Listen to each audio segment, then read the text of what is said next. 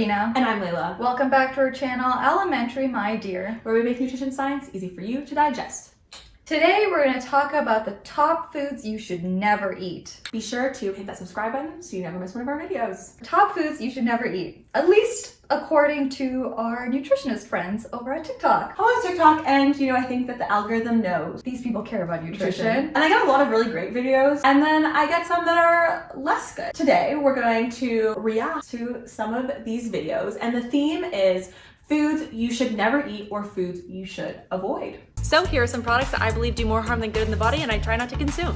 First, canola oil. This is known to cause inflammation in the body. Canola oil. It's had a bad reputation around TikTok. Honestly, I think like 90% of these videos of foods you should never eat contain canola oil as like their first thing. And I think the biggest claim is inflammation. We tried to look up research on this and there's almost nothing. If anything, it's actually the opposite, which is that canola oil is anti-inflammatory, including in disease states that are caused by inflammation like hypercholesterolemia and different heart conditions and things like that. Canola oil's, the fatty acid profile is actually kind of better than a lot of other fat sources as well. It has a lot more omega-3 than even olive oil and actually anti-inflammatory. I wonder if the GMO aspect of canola oil, there might be maybe an inherent fear or concern about the product because it's genetically modified. We're kind of like pulling at strings to find a justification. As a Canadian though, we should be very proud of our canola oil. Rapeseed? Of our rapeseed. For those of you who don't know, rapeseed oil had quite a rebrand with our Canadian, which is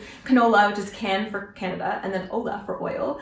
And basically what that is the rapeseed plant, and then it's genetically modified to remove the thing that produces uric acid, which is actually a toxin. So that's all removed through the power of science and GMOs. So much fear around GMOs. And so I think that might be playing into some of the hate on canola oil. But honestly, I like canola. It has a high smoke point, very mild flavored. I think a lot of times, even for people that maybe use a lot of other types of animal fats in their cooking, canola oil might be a better alternative actually. Should we move on then? Yes. All right, let's see what she has next for us. What else should we be avoiding? Next are fake butters like this or margarine. I'm all about eating whole nutrient-dense foods and this is the exact opposite of that. This is man-made and nutrient poor. And second ingredient is soybean oil, which has the same effects in the body as canola oil. Okay, margarine or fake butter. What do we think? This is an interesting one. I think one of the first critiques she said was that it's man-made. And I think that the term like man-made or processed kind of gets thrown around a lot to disparage certain foods. I find that so strange because, I mean, most of what we eat has some element of processing. Even things like, I think we think of like nuts, but they're often roasted and then packaged and salted. That's all processing. There's definitely various degrees of processing, but to say that you should never ever eat a food because it's man-made, really at the end of the day, there are a lot of benefits to having something like a margarine. Let's say if you cannot eat animal products, margarines and plant-based butters are a great option for your cooking. Also, oftentimes they're recommended to people who have high cholesterol because they're lower in saturated fat, and some of them even contain things like phytosterols, which can help lower cholesterol. Another thing to remember too is with the mention of like canola oil and the margarine, when you think about the amount of these products that people are generally actually using in their day-to-day life, I really doubt that it would kind of make or break their health. Like this one item, that if you just cut this one item out, that is just going to revolutionize their health. It's just kind of silly, right? I mean, using a tablespoon here and there to make a meal that you're sharing with multiple people. It's not going to make or break anything, even if their claims were 100% true. And the funny thing here, she's like, soybean oil has the same effects on the body as canola oil. Well, in that case, then soybean oil would be very anti-inflammatory. Great choice of cooking oil. We talk about this in a lot of our videos, but I think there's like maybe a nugget of truth where in some research in like a rat, maybe they like only fed the rats large amounts of some random product and they saw some effect. And they kind of extrapolate from there and tell you should never eat it. It's just kind of insane, really. Yeah. Like there's no logic there, but I think maybe like they feel like there's evidence behind what they're saying because of there's some research that kind of said something like that. Like that goes back to like the topic of a couple weeks ago where we talked about nutrition misinformation. Exactly, and how it gets out there is like there'll be a study where they only fed a rat margarine and then that rat got diabetes. And they're like, well, margarine causes diabetes. We're not rats. We also don't only eat rat chow. We eat a lot of different things. We do a lot of different things. So we can't really make that extrapolation. And then, you know, like if you're trying to avoid processed foods, that's one of your goals for your diet, then yeah, sure, avoid margarine. But like if you love your margarine and that's what you prefer over butter or over other oils as alternatives, that's fine too. All right, so we gotta cut out canola oil, we gotta cut out margarine. What else do we need to cut out for good health? Next is chicken or beef broth. You know my favorite is bone broth. Her favorite is bone broth. So she didn't even provide any explanation for She that. just likes bone broth. And you should too. For this, I looked up recipes for how to make your own bone broth versus how to make your own beef broth. The biggest difference is that beef broth has like a little bit of the meat still left on the bones, whereas bone broth is just the bones. I'm not 100% sure what her claim was. Like there wasn't even anything to like look up in the literature. It literally It sounds like it's just her preference. I think it's just her preference. Cool. It's her preference then, so it should be yours too. Do you have any recommendations for foods people should avoid based purely on your own personal preference? I hate tea. All right, well, I guess that's gone. That's gone. Rebecca has spoken. I just screwed up a lot of people's lives. Yeah. Now, let's see. What does she have to say? Lastly are fake meats like Beyond Burger or Impossible Burger. Oh my gosh, this stuff is so processed. Canola oil, refined coconut oil, zero nutrient value. Zero nutrient value. Zero. That is quite the claim. And that is not what the nutrition facts table says. If it was zero nutrient value, this would be like a key diet food that it would fill you up without giving you a single nutrient. Not a calorie, not a fat. No, we're kidding. It has quite a bit of protein. I think they have like, what, 20 grams of protein per patty? It does have calories, important for living. Fats, also important for living. To say that it's zero nutrient value is a little bit of a stretch. And I mean, I get it. It is obviously a more processed alternative than something like a regular ground beef patty. But at the same time, if your goal is to limit your intake of animal products and you want to eat a burger, Go nuts. go nuts. I will say, like, I have a lot of vegan friends and they've said like the prevalence of like Beyond Meat, Impossible Meat and stuff like that has made their options a lot better when they go out to different places. I have a friend who's a nurse and she's always working these like crazy hours, and so she has to get things from Tim Hortons, and while they had their Beyond Meat stuff, she said it was really great because like she could actually get the sandwiches. Now she's stuck with like their pastries, which I would say is probably less of a complete meal for someone doing a 12-hour nursing shift. And I think it depends on the type of veggie burger or meat alternative that you're getting. But with something like the Beyond Meat, they are fairly high in protein. They are also higher in sodium, but at the same time, they're lower in saturated fat. Saturated fat is linked with heart disease. There are pros and cons from a health and environmental perspective. Something to keep in mind is that there is lower levels of certain nutrients like selenium, B12, etc. than you'd find in meat. That's really only applicable to someone who's following a completely plant-based diet, and hopefully that's something that they're talking about with a dietitian or someone in a healthcare team. Next. She's going to tell us the 3 foods that she avoids as a nutritionist. 3 things I never consume as a nutritionist.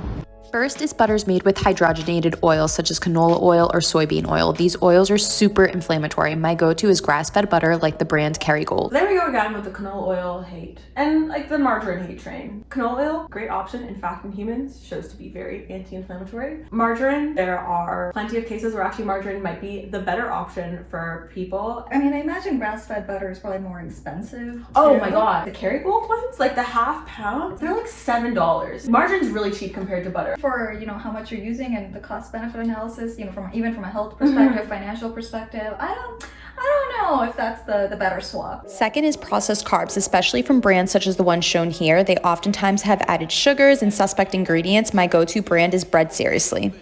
The hate on carbs is back. She does have a point in that we do know that refined carbohydrates are not optimal for health, especially when consumed regularly on the long term. Guidance is try and choose whole grain, less processed grains and carbohydrates. Where she loses me is that never eat processed carbs. And I think the concern with processed carbs, when it ends up taking up such a significant part of your diet that it's displacing some more nutrient-dense foods, that's the bigger concern. If majority of your energy and nutrients are coming from that type of food, you might be missing out on a lot of other important nutrients. I think that she is taking the word processed and applying that to like mainstream or like the bread that's at the grocery store that's like in that bag with a little twist tie, because I looked into her what is it, Seriously bread? Bread Seriously. Bread Seriously. It is a gluten-free bread. It is actually made out of white rice flour. And a bunch of different flours and gums, also processed. Very processed, actually. Actually compared that to hamsters. I don't know if you guys are somewhere else, you might have like the typical bread that comes at the grocery store. Looking at the nutrition facts labels, The Dempster's comes out on top, and honestly, looking at the ingredients, I couldn't say that Dempster's is more or less processed than the one that she really likes. Comparing it with Dempster's and Wonder white bread, both of those have more fiber and protein than the bread, seriously. It is interesting, maybe because of the gluten-free movement, if you want to call it that, wheat has been shamed a lot more. A product that's made of like rice flour or like whatever other flour is given a pass. Even though like white rice is a processed grain, I think it's because like there are some people who have gluten sensitivities and some people who have celiac disease, and therefore it's like, okay, we all need to cut out wheat. Her thinking was about the process. Definitely. I think she views it as a less processed alternative. So whoever does the marketing at Bread, seriously, great work.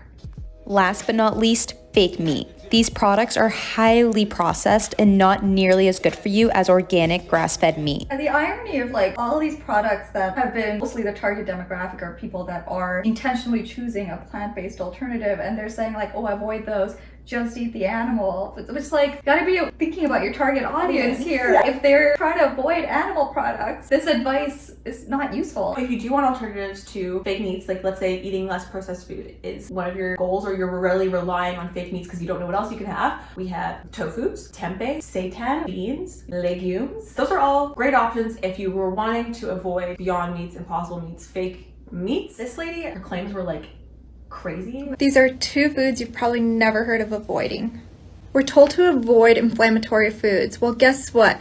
Canola oil that is found in all the restaurants you go to, creates a great deal of inflammation. It creates a barrier around unproductive bacteria in the body. Long-term use can lead to potentially scarring both your large and small intestines. Unproductive bacteria. What does that mean? Does she mean bad bacteria? Unproductive, listen. We have things to do, places to go, get your together, bacteria. Well, I guess it forms a barrier around them. So when that, maybe it's preventing them from becoming productive. Oh. So canola oil is protecting bad bacteria. No, the unproductive. The unproductive, sorry. I gotta use the proper terms. So we're back on canola oil. We had the inflammation claim. Okay, whatever. Unproductive bacteria. That's a new one. And it also scars our intestines? Apparently. I've never heard that I've before. never heard that. And I know not everything just because I haven't heard it.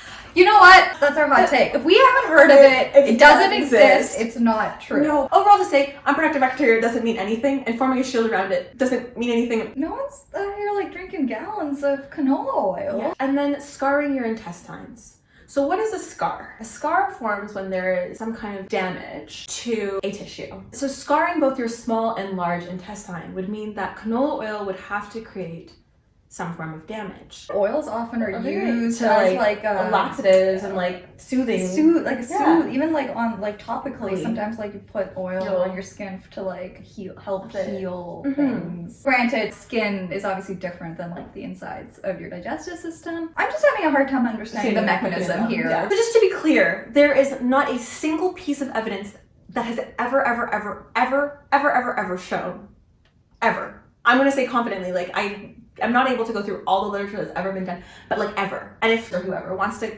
show me something empirically, an empirical piece of evidence that shows we're here. And I think it's worth noting too that canola oil it's a cheaper oil in Canada at least, right? And I think a lot of people rely on it on a regular basis for their cooking. And I think all of these people just like shaming canola oil and creating this weird fear over things that are not even based in evidence is so irresponsible and kind of just unnecessarily rude almost. And the next one is hilarious to me. The next is nutritional yeast, not what you wanted to hear, right?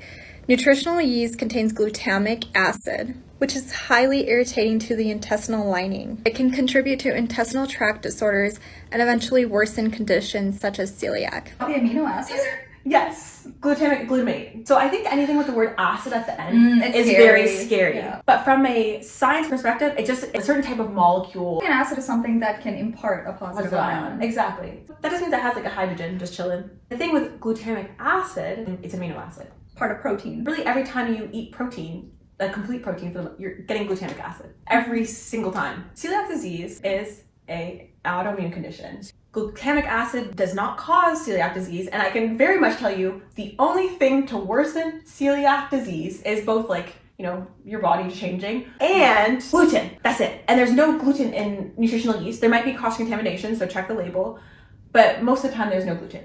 My next girly here that we're gonna react to, this one was so funny to me. Okay, you guys, here is part 3 of 3 foods that I would never eat as a holistic nutritionist.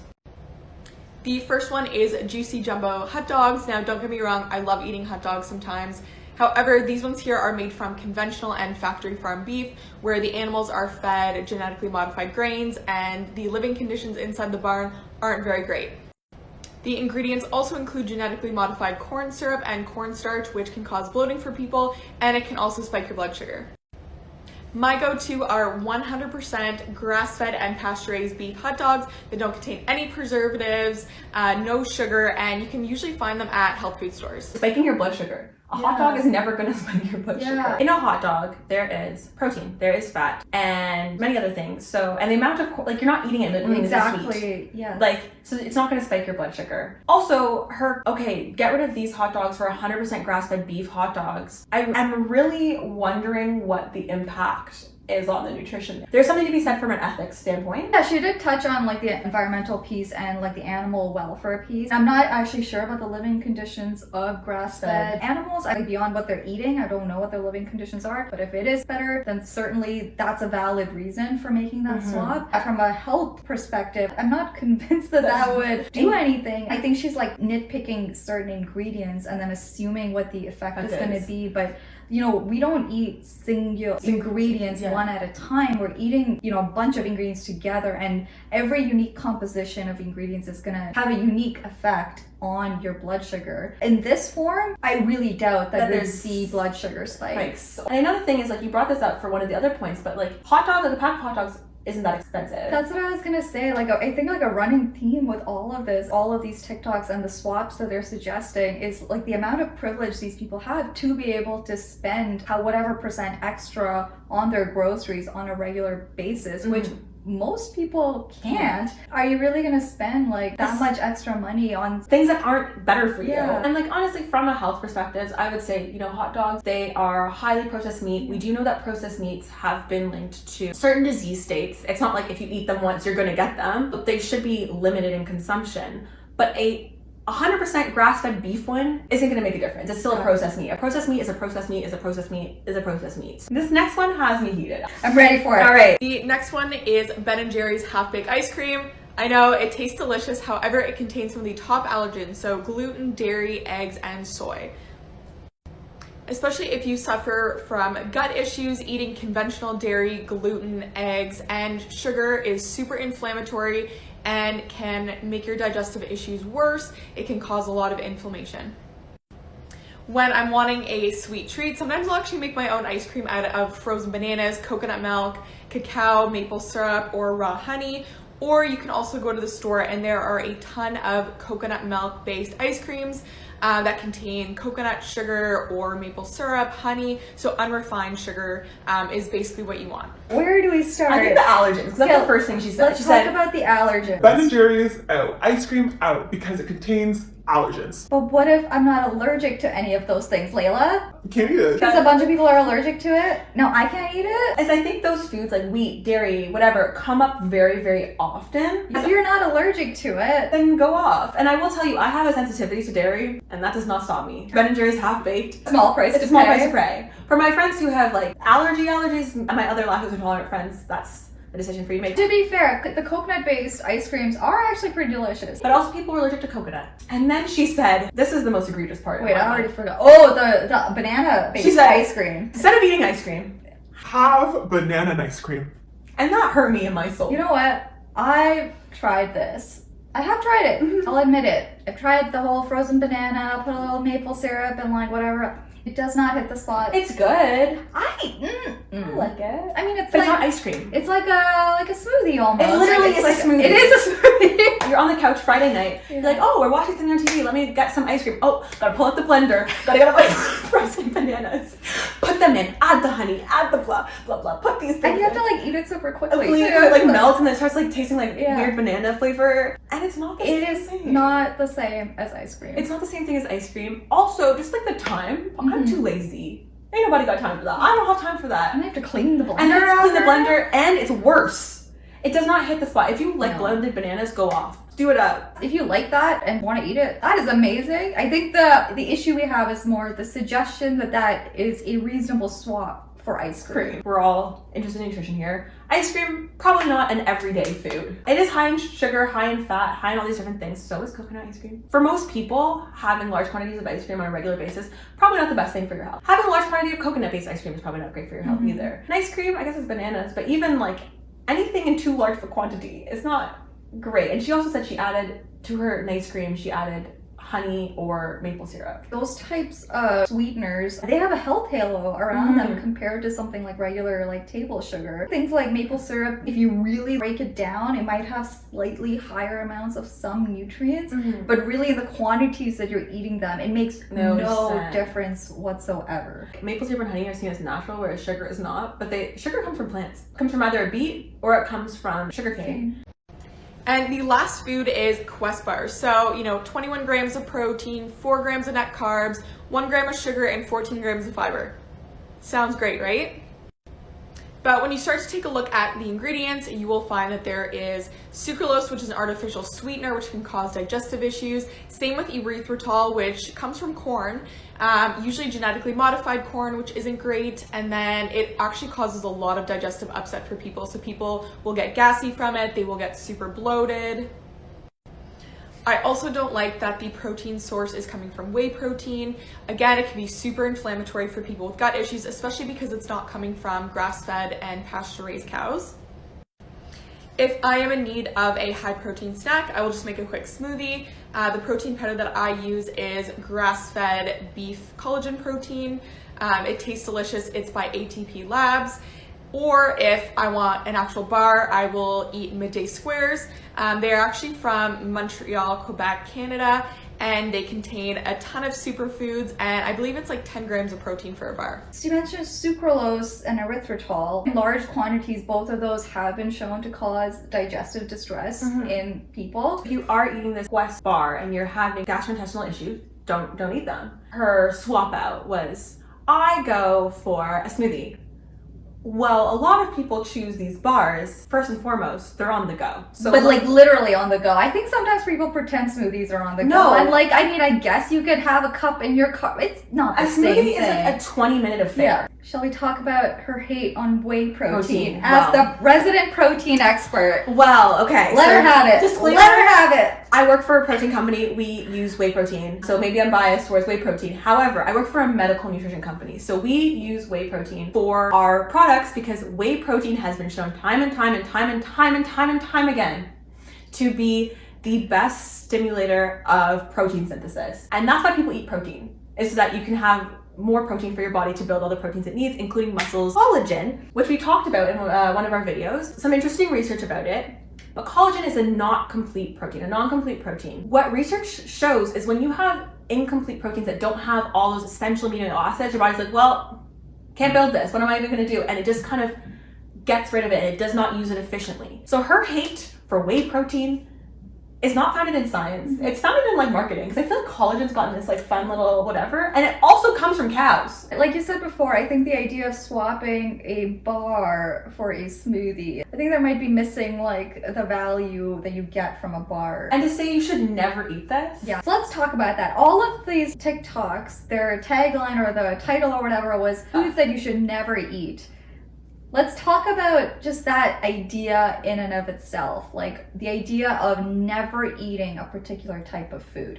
Is there any reason for it? Is there any validity to it? No matter how unhealthy or nutrient poor or inflammatory or whatever, no matter how that bad a food might be, is there a need to avoid them at all costs? Absolutely not. We've touched on it a few times. If you eat something one time in a small quantity, that is not going to make or break your health in the long term. It's not like, oh, you have one extra Cheeto and now you have insulin resistance. If you're actually allergic to something or intolerant to something, then obviously it might not be worth it for you. Lactose foods, worth it. It may not be for other people. That's totally fine. I think most of this is just marketed for the general public, regardless of your health situation, regardless of who you are and what your body can handle, what your goals are. They're claiming that you need to spend that much extra money on these foods that they're recommending, which are not based in science. And I think your point about like the privilege of like eating healthy makes healthy eating seem inaccessible for people. And I think, you know, we have these like holistic nutritionists touting, oh, you need to be eating gluten-free, organic, 100% grass-fed, blah, blah, blah, blah, all these different things. And I think it scares people away from really looking into, okay, what food should maybe they be having more often to promote health for them, based on their goals. And we see this happen in real life. Like a lot of people that are interested in pursuing a health journey will often say, I can't afford to eat healthy. People do think that they need to spend so much extra money on all of these either supplements or these other foods that are way more expensive. It's because, at least partially due to these messages out there where people are told this is what it takes to be healthy, and it's not true. We did that video on nutrition misinformation, and one of the things that we had talked about, like a red flag, is if someone that's never talked to you, never met you, doesn't know anything about your situation is able to tell you that you need to eliminate something or add one thing and it's somehow going to change everything about your health. That to me is a red flag. Glaring red flag. The point that we want to drive home is like a lot of these TikTokers, they used a lot of scary words. None of those claims were backed up by science. Like you had said before, you know, a lot of the foods, they're not necessarily the most nutrient dense foods, and yeah, it might be beneficial to reduce intake of, you know, ultra processed foods, but at the same time, the idea that you need to avoid them altogether and never eat them is unnecessary. If you have these foods once in a while, even if they're nutrient poor, even if they're ultra processed, eating them once in a while is not gonna change your health, unless of course you are allergic or intolerant to them. Then, you know, that's, you gotta do what's right for you. And as we always say, you gotta look at the diet like as a whole. Thank you guys so much for watching. Be sure to like, comment, and subscribe, and hit that notification bell. We'd also love to hear from you.